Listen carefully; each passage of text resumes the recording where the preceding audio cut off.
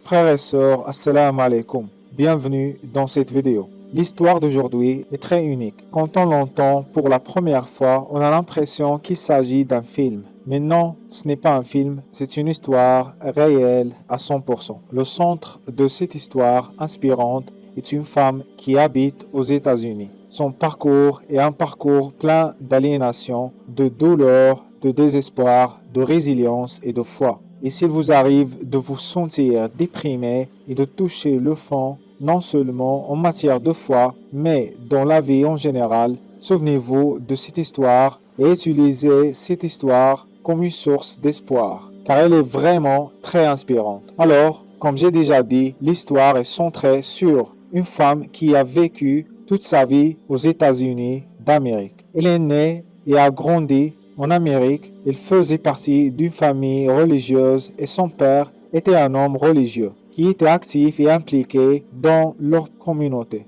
À un certain moment, son père a trompé sa mère et la situation était assez publique parce que le père avait l'habitude d'inviter cette femme dans sa famille pour des rassemblements de famille, etc.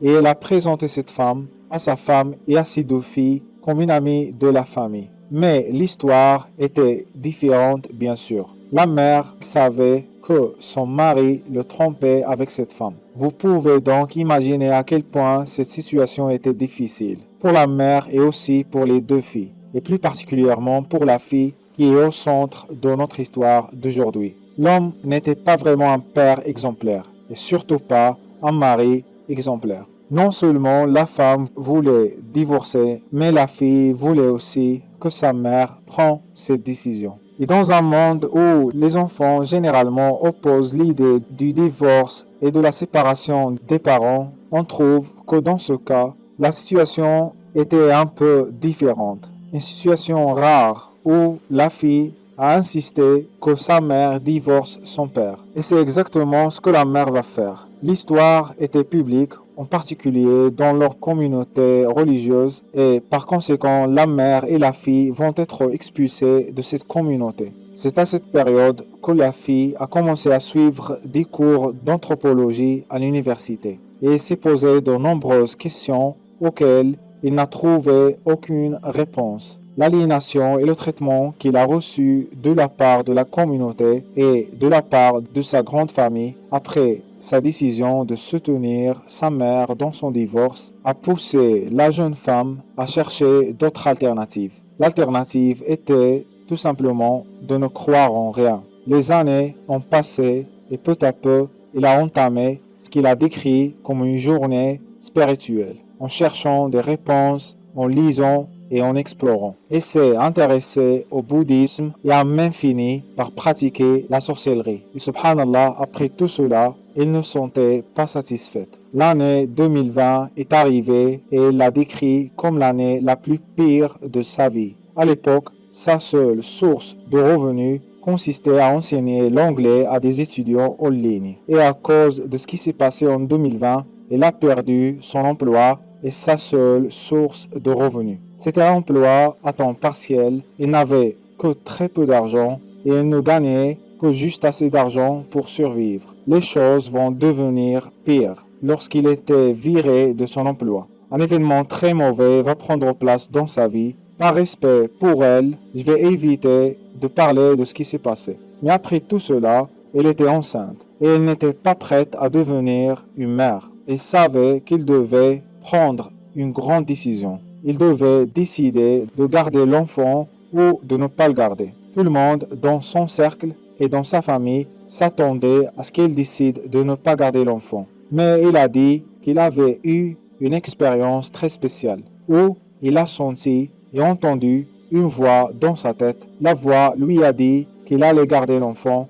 et que l'enfant va l'aimer. Après cette expérience, il a dit qu'il savait à 100% qu'il voulait garder l'enfant. La décision a été très difficile à prendre parce qu'il savait qu'il allait l'élever seul et que ça sera une très grande responsabilité. Il a trouvé un autre emploi et une nouvelle maison. Il était enceinte et il vivait seul. Après des mois, il est allé à l'hôpital pour accoucher. Mais les choses ne se sont pas bien passées. Il avait une tension artérielle basse. La situation était grave et il a fini par subir une opération césarienne. Et il n'était pas sûr si l'enfant allait survivre ou non. Donc, juste après la naissance de son fils, la femme s'est évanouie. Il a dit, j'ai crié à la voix que j'ai entendue auparavant et j'ai dit, tu m'as dit que l'enfant survivra. La femme explique qu'après ça, une énergie d'amour et de paix l'enveloppait et il avait le sentiment que la réponse était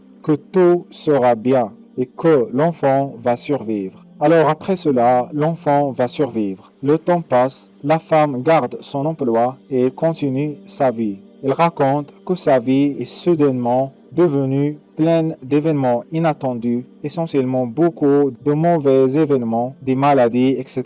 Et des objets qui se cassent tout le temps chez elle, à la maison, etc., etc.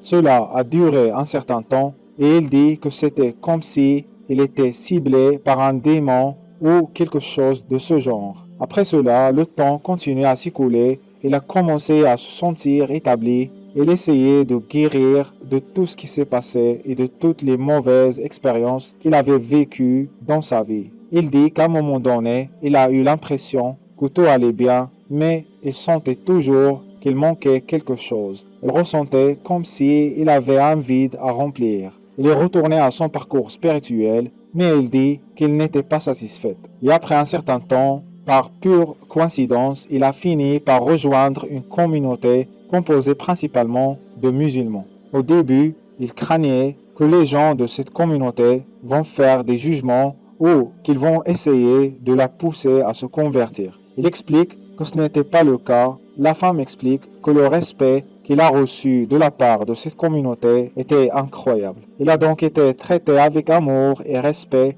et par conséquent, elle était curieuse. Il a donc commencé à chercher plus profondément et à lire sur l'islam. Il dit qu'il était difficile à croire que l'énergie qu'il ressentait auparavant et qu'il a guidé dans ces moments difficiles venait d'Allah subhanahu wa ta'ala. Pendant un certain temps, il était dans une période où il ressentait un changement, mais il ne pouvait pas décider. Il explique qu'après ça, les problèmes ont commencé à s'aggraver. La vie est devenue de plus en plus difficile pour elle, surtout avec l'état de l'économie et avec les difficultés financières, l'inflation, etc.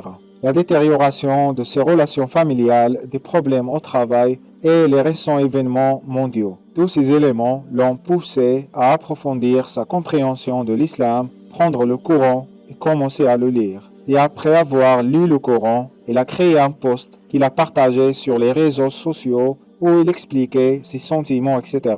Il a mentionné que le soutien qu'il a reçu était incroyable et la réponse sur les réseaux sociaux a été étonnante et très positive. Même dans sa vie réelle, il a eu une expérience similaire avec une femme musulmane lorsqu'il lui a expliqué ses sentiments envers l'islam. Récemment, il a choisi de devenir musulman. Cette histoire est un rappel du plan d'Allah subhanahu wa ta'ala. Nous avons tous des plans, mais il y a une grande différence entre notre plan et celui d'Allah subhanahu wa ta'ala. Bien sûr, nous ne pouvons pas traverser cette vie sans avoir un plan. Sinon, il serait difficile à organiser. Nos vies seraient aléatoires, sans un chemin clair, sans objectif ni aspiration. Il est nécessaire d'avoir un plan, mais la plupart des gens échouent à comprendre que nous avons notre propre plan. Cependant, Allah subhanahu wa ta'ala a un plan pour nous. Et peu importe à quel point nous planifions, c'est le plan d'Allah subhanahu wa ta'ala qui se réalise. En fin de compte,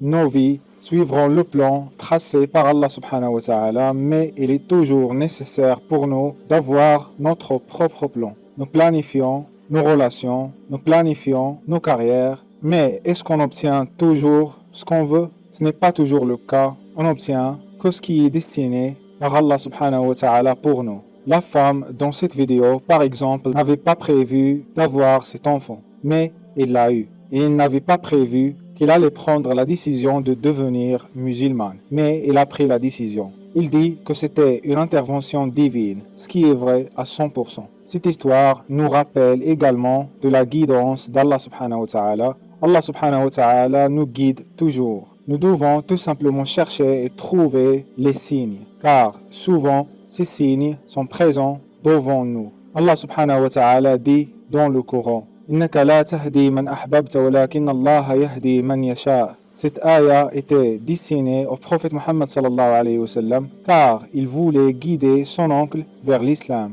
mais il ne pouvait pas. Donc Allah subhanahu wa ta'ala explique dans ce verset que tu ne peux pas guider qui tu veux et Allah subhanahu wa ta'ala guide ceux qu'il choisit. La même chose s'applique à la femme dans cette histoire, qui n'avait pas activement planifié de devenir musulmane. Mais Allah subhanahu wa ta'ala l'a guidée à travers une série d'événements. Alors, subhanallah, c'est l'histoire de comment cette femme est passée par plusieurs étapes spirituellement. Elle a même pratiqué la sorcellerie et enfin, elle a choisi de devenir musulmane. Si vous avez aimé cette vidéo, laissez-nous un commentaire dans la section des commentaires ci-dessous. Merci d'avoir pris le temps d'être là et merci pour votre support et assalamu alaikum.